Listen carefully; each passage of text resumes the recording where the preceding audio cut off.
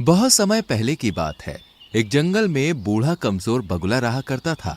बगुला इतना कमजोर हो चुका था कि अब उसे शिकार पकड़ने में भी बहुत समस्या उठानी पड़ती थी। एक दिन बगुला एक तालाब के किनारे बैठा हुआ तालाब के अंदर की मछलियों को हसरत भरी नजर से देखे जा रहा था। तभी एक मछली बगुले को देखकर बोली, क्या बात है बगुला भगत, इतनी गौर से क्या देख रहे हो? मैं 2 दिन से भूखा हूँ। कमजोर होने के कारण मैं कोई शिकार नहीं पकड़ पा रहा। इस संसार में जो भी जन्म लेता है उसे 3 दौर से गुजरना ही पड़ता है, बचपन, जवानी और बुढ़ापा। तुम अपने जीवन के 2 दौर देख चुके हो, अब तीसरे का भी आनंद उठाओ। ये सुनकर बगुला क्रोधित होते हुए उस मछली से बोला, तुम अपने आप को समझती क्या हो? जब मैं जवान था तब किसी मछली की मुझसे बात करने की हिम्मत नहीं होती थी। लेकिन अब तुम जवान नहीं हो, अब जवान मैं हूँ। तुम हंसकर मेरा मजाक उड़ा रही हो? तुम इसी काबिल हो बगुले भगत। मैंने तुम्हारे चर्चे अपनी माँ और अपनी दादी से सुने हैं। जब तुम जवान थे तब तुम बहुत ही बुरे स्वभाव के थे। अब तुम बूढ़े हो चुके हो, इसलिए तुम्हारा मजाक उड़ाकर मैं तुमसे अपने पूर्वजों के साथ किए गए दुर्व्यवहार का बदला ले रही हूँ। बस इतना बोलकर मछली बगुले का मजाक उड़ाती हुई वहां से चली गई।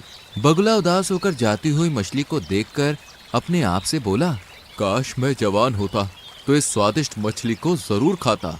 मगर बगुला नहीं जानता था कि इस दृश्य को दूर से एक कबूतर बैठा हुआ देख रहा था। कबूतर तुरंत उड़ता हुआ मीनू मौसी और रानू चिड़िया के पास जा पहुंचा और उन दोनों की ओर देखकर बोला, जब से मैंने बगुले का हाल देखा है तब से तो मुझे बुढ़ापे से डर लगने लगा है। रानू चिड़िया चौंकती हुई बोली, तुम कहना क्या चाहते हो? रानू, आज मैंने तालाब के किनारे एक बूढ़े बगुले को देखा। मैंने देखा कि किस तरह से एक मछली उसके बुढ़ापे का मजाक उड़ाती हुई वहां से चली गई। वो बेचारा बगुला 2 दिन से भूखा है।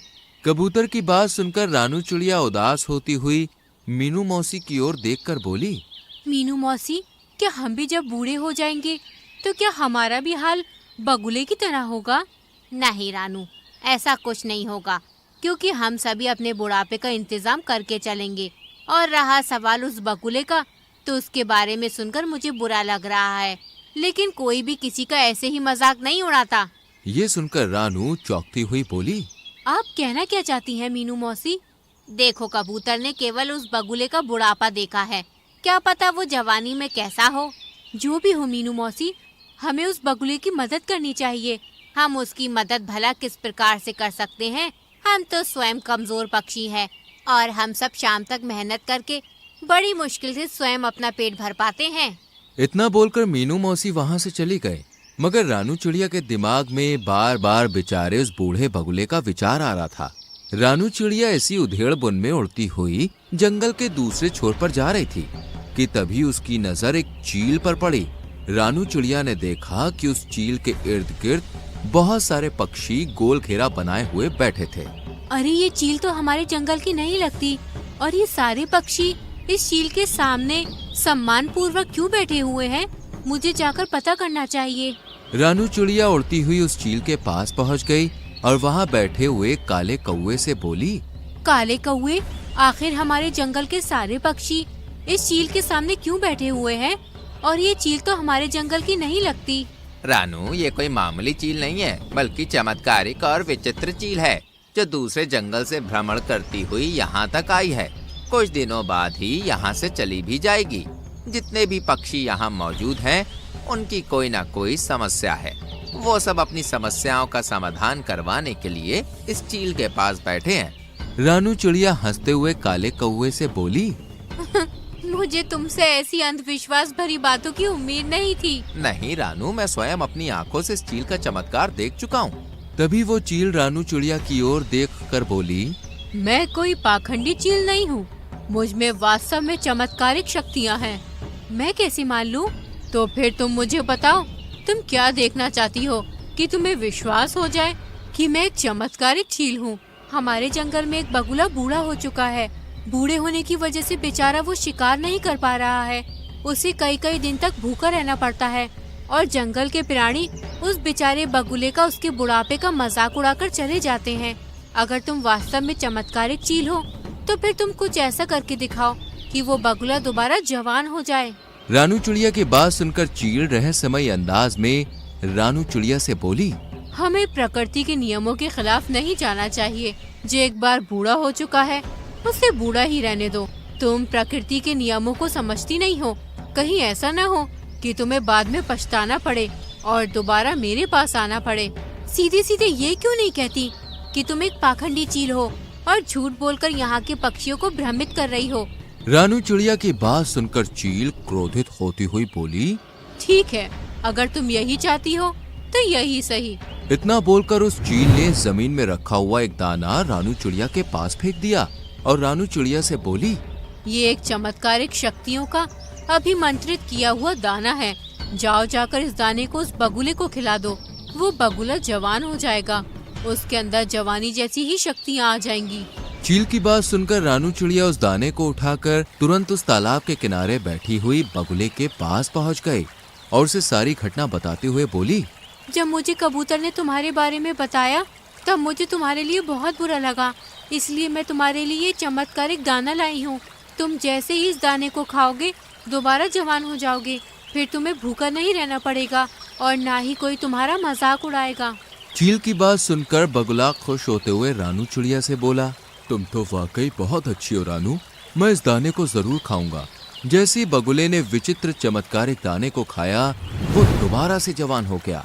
बगुले के दोबारा जवान होते ही रानू चिड़िया खुश होती हुई वहां से चली गई। रानू चिड़िया के जाते ही बगुला अपने आप से बड़े ही घमंडी अंदाज में बोला, अब तो मैं दोबारा जवान हो गया हूँ, अब मैं इस तालाब की सारी मछलियों को खा जाऊंगा। तभी बगुले की नजर एक सुंदर मछली पर पड़ी। बगुले ने बड़ी ही बेदर्दी से उस सुंदर मछली को अपनी चोंच से दबोच लिया। सुंदर मछली बगुले से बोली, मुझे छोड़ दो। नहीं, तुम तो मेरा भोजन हो और केवल तुम ही नहीं बल्कि तालाब में रहने वाली सभी मछलियां मेरा भोजन है, मैं सबको खा जाऊंगा। बगुले ने उस मछली को मार दिया और उसे बड़े ही शौक से खाने लगा। शाम तक बगुले ने तालाब की आधी मछलियां समाप्त कर दी। जो मछलियां उसे स्वादिष्ट लगती वो उसे खा जाता और जिन मछलियों में उसे स्वाद नहीं लगता तालाब के किनारे उन्हें फेंक देता और वो मछलियां तड़प तड़प कर मर जाती। अगले दिन कबूतर अपने पुत्र जो कि एक बच्चा था उसके साथ वहां से गुजर रहा था। कबूतर अपने पुत्र को उड़ना सिखा रहा था। तभी उसकी नजर बगुले पर पड़ी जो कि जवान हो चुका था। कबूतर अपने बेटे के साथ तुरंत उस बगुले के नजदीक पहुंच गया। तुम्हें जवान देखकर मुझे बहुत ही अच्छा लग रहा है। तभी कबूतर की नजर वहां मरी हुई मछलियों पर पड़ी। ये तो तालाब की मछलियां हैं। बगुला उदासी से कबूतर से बोला, पता नहीं कल रात क्या हुआ, सारी मछलियां तालाब से बाहर आ गईं और अपने आप तड़पते तड़पते मर गईं। ये तो बहुत बुरा हुआ। वैसे भी मछलियां तुम्हारा बहुत मजाक उड़ाती थीं। अच्छा सुनो, मुझे एक बहुत जरूरी काम है और ये मेरा छोटा बेटा है, मैं इसे उड़ना सिखा रहा हूँ। क्या तुम कुछ देर के लिए इसका ख्याल रख सकते हो? हाँ हाँ, क्यों नहीं, तुम आराम से जाओ और अपना काम समाप्त करके आना, तब तक मैं तुम्हारे बेटे का ख्याल रखूंगा। कबूतर वहां से चला गया। बगुला कबूतर के उस नन्हे बच्चे को गौर से देखने लगा। सच तो ये था कि उसके मुंह में पानी आ रहा था।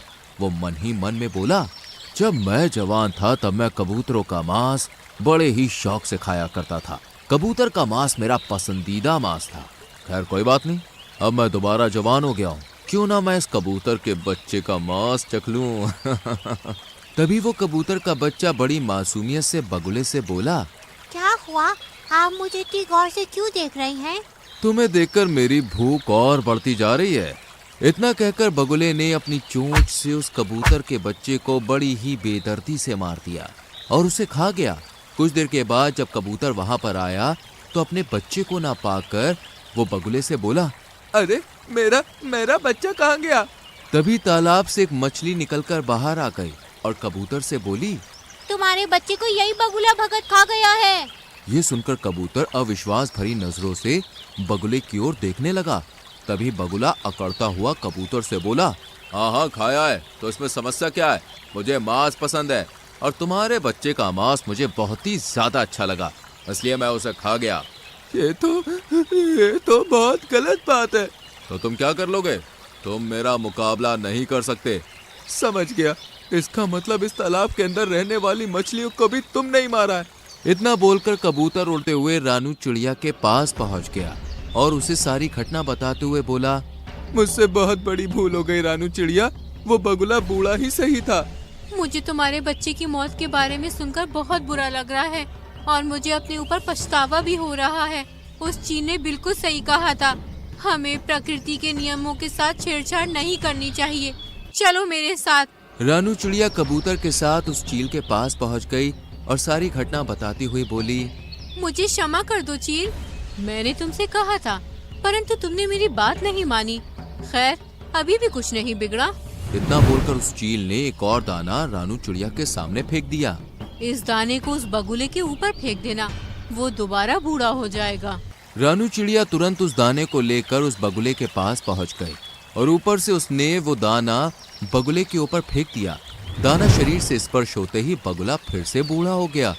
अरे ये मेरे साथ क्या हो रहा है? मैं तो फिर से बूढ़ा हो गया। तभी रानू चिड़िया क्रोधित होती हुई बगुले से बोली, तुम बूढ़े ही अच्छे लगते हो बगुले, जो मैंने भूल की थी उसे मैंने सुधार दिया। इतना बोलकर रानू चिड़िया वहाँ से चली गई और बगुला दोबारा बुढ़ा और कमजोर हो गया। तो दोस्तों, कैसी लगी आपको हमारी ये कहानी? अगर कहानी अच्छी लगी हो तो वीडियो को लाइक कीजिएगा, चैनल को सब्सक्राइब कीजिएगा और हाँ, कहानी अपने दोस्तों के साथ शेयर करना तो बिल्कुल मत भूलिएगा। मैं आपको मिलूंगी अगले वीडियो में किसी नई कहानी, नई सीख के साथ। तब तक के लिए बाय बाय।